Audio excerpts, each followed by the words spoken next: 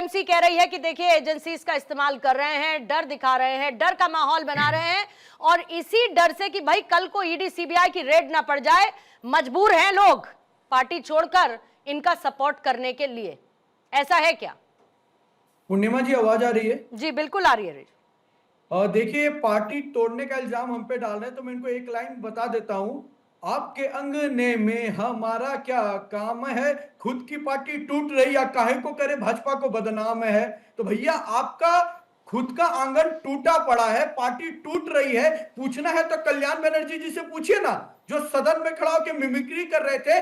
कित कित कित कित कित कित कितना, कितने एमएलए बचे, कित कित कित कित कितना, कितने दिन टीएमसी बचेगी, कित कित कित कित कितना, कितने सांसद बचे। तो भैया, कल्याण बनर्जी जब मिमिक्री कर रहे थे ना, तो उनसे पूछिए कि किस तरह की राजनीति को वो करके बंगाल में जनता की दिशा और दशा तय किए थे। स्पष्ट रूप से बता रहा हूं पूर्णिमा जी, जब रिजल्ट आया बंगाल का, तो ये बंगाल का रिजल्ट उस जनादेश को दर्शाता था मानो वहां की जनता गुलामी से उठकर रंगो उत्सव मना रही हो। और जब रिजल्ट के बाद जो एमएलए, जो एमपीज का वक्तव्य निकल कर आ रहा है, वो दर्शा रहा है कि पार्टी के अंदर उनके कार्यकर्ता किस तरह भ्रष्टाचार और के दबाव में, गुलामी में थे, जो खुल के निकल कर आ रहे हैं और अपने पार्टी के अगेंस्ट बोल रहे हैं। हमारा काय को काम है भाई?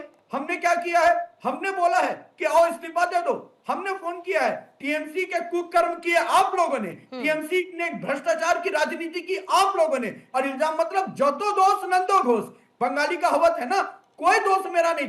सारे गलती करने के बाद, अपने अंदर आकलन ना करने के बाद इल्जाम भाजपा पे डालते हो। ऐसे ही डालते रहो, पूरी पार्टी खत्म हो रही है, दो चार बचे रहेंगे, झुंझुना बजाते रहना। नहीं, लेकिन फिर आप ही लोग ने इनके लोगों पर बार बार कटमनी का तो आरोप लगाया ना, भ्रष्टाचार का आरोप लगाया। अब मान के चलिए कि आप द्वार खोल भी देते हैं, अपने एनडीए खोल देता है, अभी तक आपने आधिकारिक तौर पर ऐसा नहीं किया, इसलिए मैं कह रही हूं अगर कर देता है तो फिर ये कहेंगे कि इनके पास तो वॉशिंग मशीन है। कल तक जिन पर आरोप लगाते थे, और फिर राजनीतिक शुद्धता की बात करने वाली बीजेपी की शुद्धता कहां गई? पूर्णिमा जी, आपको क्या भारतीय जनता पार्टी ने ईमेल किया था या फैक्स किया था क्या? हम उन्हें मिला रहे हैं। मैं एक बात आपको स्पष्ट रूप से कह दे रहा हूं कि भारतीय जनता पार्टी के प्रदेश अध्यक्ष ने सीधे तौर पे कहा है कि टीएमसी के लिए दरवाजे अभी बंद है। विदाउट स्क्रूटनी किसी को भी लिया नहीं जाएगा। ये टीएमसी का स्वतंत्र अपना निर्णय है, उनके बागी सांसदों का, कि अगर वो भाजपा की कुशल नेतृत्व को बाहर से समर्थन दे रहे हैं या स्पीकर से अलग बैठने का निर्णय मांग रहे हैं, उनको बता रहा है। भारतीय जनता पार्टी में विलय की तो कोई खबर नहीं है अभी, तो इस पे डिस्कशन करना बहुत जल्दबाजी है। आप लोग कब से फैक्स और ईमेल भेजने लगे? आज तक भेजा आप लोगों ने क्या? नहीं, वही तो मैं कह रहा हूं, आपको आया है क्या? एग्जैक्टली।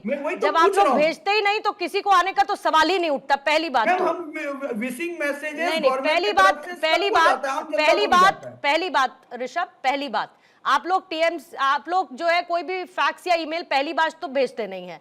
दूसरी बात, मैंने ये कहा कि अभी तक आधिकारिक तौर पर ऐसा नहीं हुआ है, तो अगर आप ऐसा करेंगे तो ये विपक्ष सवाल पूछेगा कि आपके पास क्या वो वॉशिंग मशीन है? तो पहले सवाल को सुना करिए, फिर उसके बाद आरोप प्रत्यारोप का सिलसिला किसी के लिए भी शुरू किया कीजिए। पहले नहीं, उसके अनुरूप आपने सवाल का जवाब नहीं दिया है, यही मैं कह रही हूँ कि पहले सवाल सुना करिए, रिवाइंड करके फिर सुनिएगा इसको, और फिर पूछिएगा कि इस एक लाइन की जरूरत थी क्या, कि आपको फैक्स भेजा गया क्या, आपको ईमेल भेजा गया? आप लोग नहीं भेजते हैं, आपकी भी पर्ची खुलती है, आपकी भी पर्ची ही खुलती है। आप लोग ईमेल और फैक्स पे काम नहीं करते हैं, आपकी भी पर्ची खुलती है साहब। तो ईमेल और फैक्स ना आप लोग भेजते हैं ना कोई और भेजता है, और यहाँ ईमेल और फैक्स की जरूरत नहीं है, क्योंकि हमारे पास अपने सोर्सेज होते हैं। तो बीजेपी के ईमेल और फैक्स की जरूरत नहीं है। चंदन घोष साहब, हमने तो ऐसा नहीं कहा है। आप लोगों ने बंगाल के चुनाव के दौरान खास तौर पर लगातार टीएमसी का विरोध किया। अब आज जब टीएमसी टूट रही है तो साथ खड़े हैं, दूर खड़े हैं, ये सवाल इसीलिए पैदा है, कंफ्यूजन की स्थिति, क्योंकि अभी अभी अलायंस की आपकी बैठक हुई और तब साथ साथ नजर आए थे। तो क्या लगता है आपको, टीएमसी में टूट की असली वजह क्या है? पहले जो बोलूंगा, ये कांग्रेस टूट की किसी को क्रॉस नहीं कर रहा है, लेकिन यहाँ पे बहुत सारे बातें सुने। ये सीपीआईएम कम्युनिस्ट पार्टी तोड़ के टीएमसी बना, लेकिन अपना इतिहास जानना पड़ेगा। टीएमसी बना कांग्रेस तोड़ के 1998। इसके बाद बीजेपी का सहयोग बनी, उसके बाद ममता बनर्जी वाजपेयी का मंत्री भी थी। बात ये होता है, थोड़ा समझ के, थोड़ा इतिहास लेके बात करना चाहिए, क्या हिस्ट्री का गत है। और दूसरा बात ये है हम लोग पहले से ये अगर ये सोचिए 8 जून यस्टरडे काल जो बैठक हुआ था दिल्ली में, उसका पहले भी जो इंडिया ब्लॉक का बैठक हुआ उसमें ममता बनर्जी थी। अभी कोई स्वतंत्र दल नहीं बना, अभी कोई ऐसा कुछ पार्लियामेंट्री और लेजिस्लेटिव पार्टी नहीं बना जिससे तृणमूल कांग्रेस का कोई आइडियल तृणमूल कांग्रेस और यही पार्टिसिपेशन में जिसको वो ले सकते हैं और आ सकते हैं, ऐसा कोई बात पैदा होगा। अरे घोष साहब 2/3 चले गए, 2/3 विधायक चले गए, सांसदों की संख्या आप खुद गिन लीजिए। इनके ऊपर दल बदल कानून भी नहीं लागू होगा जो संख्या इनके पास है। तो ये क्या करे नहीं करे, बात उसकी नहीं है घोष साहब, बात इस बात की है कि टीएमसी के अंदर फिर बचेगा क्या? क्या बचेगा ये उन लोगों का मामला है। टीएमसी के साथ हम लोगों का बंगाल में विरोध है, जैसे हम लोगों का साथ केरला में सीपीआईएम और कम्युनिस्ट पार्टी का है। ये एक आइडिया से चलता है जो combination of common minimum programme, कोई एक दल दूसरा खरीद नहीं ले सकते हैं, जैसे कोalition बनता है तो कोalition तो एनडीए का भी है।